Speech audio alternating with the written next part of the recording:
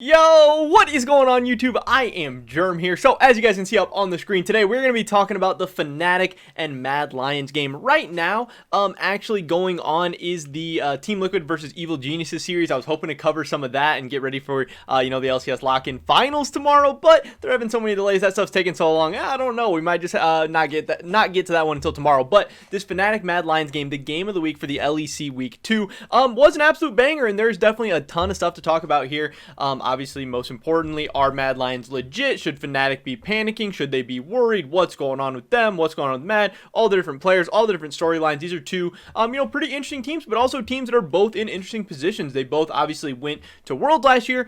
They both have a lot of roster changes. They both are hoping to make it back, but the LEC obviously leveled up a little bit, and there might not be room for all of these teams because there is a lot of good teams in the LEC right now, and, the winner of this game, whoever's able to, gain momentum and continue to get better and better as of course the year goes on, could have a significant upper hand in the LEC standings. But before we get into that, I just want to mention real quick, if you guys are not already subscribed, click that subscribe button really quick. Come on, it's fast, it's free, it's easy, it helps you guys stay up to date on all my latest content, and I would appreciate it so much. We're getting closer and closer to 6,300 subscribers. That would be super dope. That would be awesome. You guys can help out, do your part. Also, dropping a like on this video if you do enjoy my content, if you want to help me out, or just support the channel, support these videos, all that good stuff. Because we're in the full swing of the LEC, the LCS, LCK, LPL. There's so much League of Legends to talk. You don't want to miss out on anything, and you want to help, help us out a little bit. I'd appreciate it. With that being said, here we go. So first I want to get into a couple of highlights from this game. First off, this game started out, both teams came out swinging right off the bat. That's what we're hoping for. That's fast, fun, exciting League of Legends, and that's what both of these teams are all about. So, we go ahead. This is 4 minutes into the game. Hylissang an upset, looking for the kill. Hylissang does land the E onto the Xayah, but this is kind of a weird trade. You see here, Hylissang continues to go forward. Upset starts walking a little bit back, but then they both end up having to flash in. Carzzy's able to survive forever somehow until Hylissang finally ignites him. He goes down for the first blood onto Leona, but then Hylissang's left in a bad spot, and then Nisqy ends up in a bad spot as well. He does land a really nice stun onto two people, but the Kaiser and the Rel is able to, walk him down. Nisqy does get a really nice kill back onto Kaiser. That was a huge play by Nisqy to be able to do that, but then Humanoid cleans it up. So again, just an absolute bloodbath right at the beginning of the game. Everyone getting down and getting involved in that fight. But again, the biggest thing for me was the fact that it seems like every time I watch Fnatic, at some point in the game, Hylissang's walking forward, Upset's walking back, and sometimes Hylissang's right, sometimes Upset's right, we don't know, but what is going on with their communication, what is going on with their comms, and why are these two players, their duo lane, they're always doing different things, and then there, since Upset was walking back, then he ends up having to flash forward to help get the kill, but then Hylissang ends up getting a kill, so Upset ends up using all of his sums, not even getting a kill out of it, and that really does suck for him, and that, these little minor miscommunications and not being on the same page is definitely affecting Fnatic.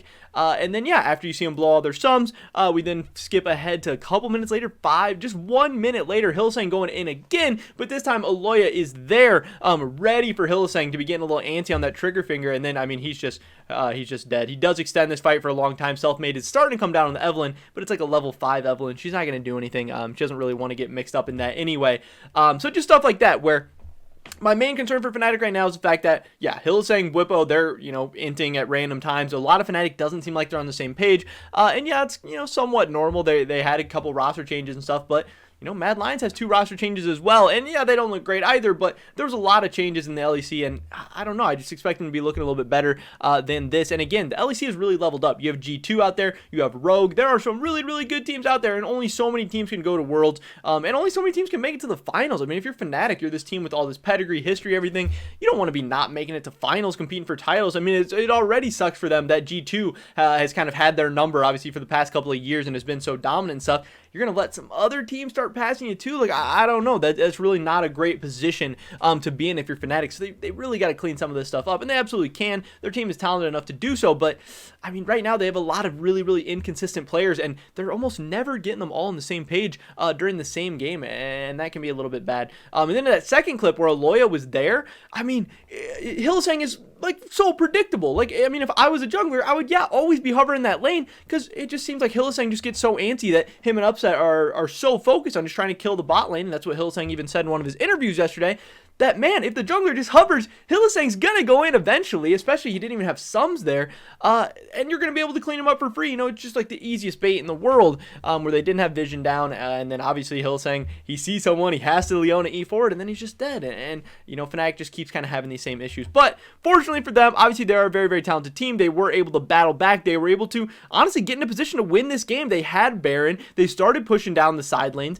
This is 23 minutes into the game. They have a 5k gold lead at 23 minutes. They were able to work this all the way back. You know, Niski's popping off 6-2 on the Aurelia. Bwipo 7-2 on the Pantheon. Armlet is not looking good up in the top lane. There's a lot of things going wrong for Mad Lions. And yeah, Fnatic has Baron now, and they're pushing 2 different waves, and this is really their chance to kind of just start ending the game 23, 24 minutes in. But man, this was kind of the biggest play in my opinion of the game from Mad Lions. The fact that we have the split screen here, we're taking a look at the bottom first, where Humanoid goes really, really aggressive onto Bwipo. Aloya comes in with the Talia ult, and yes, Humanoid goes down, but Bwipo goes down. They're able to get one Baron off the map. Then we go up to the top left, where we have this crazy fight breaking out, where Kaiser lands a massive Rel ultimate. Arma's able to clean up the Aurelia, get a big 850 gold shutdown, and that was just an absolutely huge play for Mad Lions. Not only did they shut down the Baron push of Fnatic, they got the shutdown on Niski, they got a kill onto the Pantheon, and yes, Humanoid did die, but a 2-for-1 there, down 5,000 gold with Baron on the other team. That is absolutely insane, and just such a sloppy play by Fnatic. I mean, yeah, maybe you can say Bwipo, you know, didn't really make a mistake trading 1-for-1 in a 2v1 in the bot lane, but in the top side, for them to lose a 4v3 and to give away another kill and to give away an 850 gold shutdown, that is just sloppy from Fnatic. That is not good enough. Most of this game was not even a case of Mad Lions playing super well to beat Fnatic.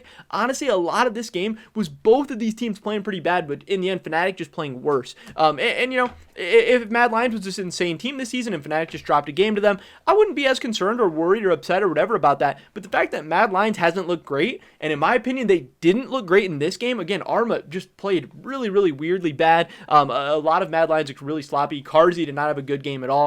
Kaiser did have a good game. He was popping off on the Rel, but a lot of sloppy mistakes from Mad Lion, and then for Fnatic to still, you know, get in the position where they're throwing a 5k gold lead and stuff, and it's just not good. A lot of stuff that is concerning here. But then we see a couple minutes later into the game, Selfmade looking for a kill on a Humanoid. Humanoid did an awesome job, and really all of Mad Lions, always having pink wards, always setting up turrets and stuff, and then Selfmade ends up in this little position here, where he's 4v1 in the jungle all of a sudden. Aloya does have the stopwatch, which saves him. Selfmade tries to ult out, but there's really nowhere for him to go, and he gets caught. And I mean, that's just a big swing, because again, at that point, Fnatic was up like 4.5k gold, and you know, they were still in position to win the game despite all their throws and stuff, but in the end, it was just too much, and Mad Lions was able to come away with a huge victory, and we see the final score lines and everything. Bwipo going 9-6 on the Pantheon. He did have a really, really good game. Selfmade, we were all really hyped up for the Selfmade Evelynn. You know, it's historically a champion that he's very, very talented on, but he honestly did not have a very big game, didn't really do much of anything. Upset was pretty quiet. Niski got really fed on the Aurelia,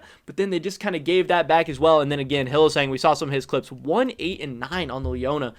Pretty concerning there. Arma ends up with 11-6-5 on the Wukong, but to me, that's a little bit deceiving. I think he played really, really terribly. Again, we saw him be 1-5 at like 20 minutes or whatever. He's able to bring it back. He's able to work it back. But honestly, a lot of this came off the back of Humanoid just being massively fed on Azir. He got a lot of those kills early and was just able to snowball out of control eventually once they were able to finish some items and stuff. And then Kaiser played out of his mind on the Rel, and he was the player of the game, and he absolutely deserved it. But again, Fnatic, if they want to be one of the best teams in the LEC, if they want to be one of the best teams in the world, you know, this is a team that was one game away from the semifinals at Worlds last year, and obviously they'd like to at least get back to that point, if not improve on it. Yes, they lost Reckless. That's going to be a disappointment, but they got what they expect to be an upgrade in the mid lane, so they should, you know, they should be able to get to you know, similar positions, and so far they do just not look great. A lot of concerning stuff in terms of their gameplay, and just the consistency and the overall level of the players week in and week out. And yes, they started out the Super Week 0-2, but then they bounced back with a good win, and I thought they were maybe getting on the right track. They beat Vitality yesterday, and they got to 2-2, and I was telling everybody, hey,